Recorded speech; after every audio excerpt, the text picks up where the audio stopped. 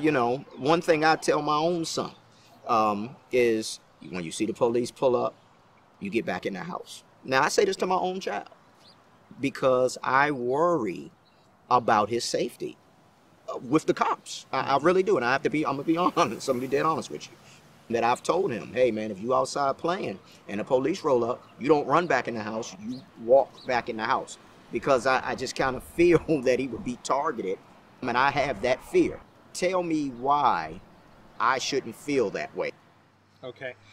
I think police officers and police work in general suffer from the sins of their fathers and their grandfathers. I think there was a time in police work where men of color or people from different countries were targeted, and they were not treated fairly, and you did not have equality. You think of the laws, you know, the separate but equal laws. You think about Supreme Court decisions that are famous that said that African Americans are different than other individuals. You look at the history that we have with slavery, and you go further back, and I see a lot of people who have a lot of fear and apprehension about the police department, not because of their own personal experience, but because of what they've been told by their fathers and their grandfathers and their mothers and their grandmothers and their aunts and their uncles. And that develops a sense of anxiety without even having experienced an interaction with a police officer. So sometimes police officers are actually at a disadvantage when they actually talk to an African American. Okay, well, I do disagree with that. The paranoia and the apprehension comes from the lack of accountability.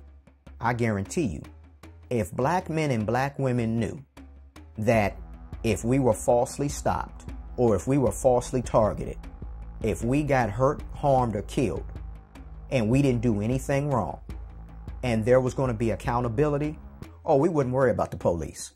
I can guarantee you that. Now, would you have some people that would still be apprehensive and scared and paranoid? Oh, of course. You're going to have that anyway. The apprehension and the paranoia comes from, you can do something to me and nothing will happen to you. Meaning, you may be fired, but will you be prosecuted? Will you go to prison if you kill me and I didn't do nothing wrong? You see what I'm saying? That's where the paranoia and the apprehension comes from. Simply that.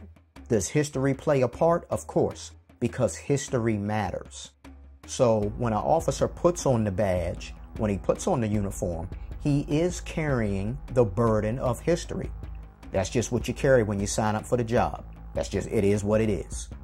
But to me, if you're a good human, it doesn't matter anyway. You can carry that burden. It's really not a burden because you're really representing yourself as the good human being that you are. It's really not the black community's job to win the police over. It's the police to win us over. That's really how it is. And the police know the history.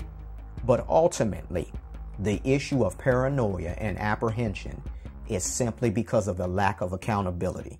But the fact that we know that you could do something to us and get away with it, oh, that's not good. That's a bad thing. Terrible thing.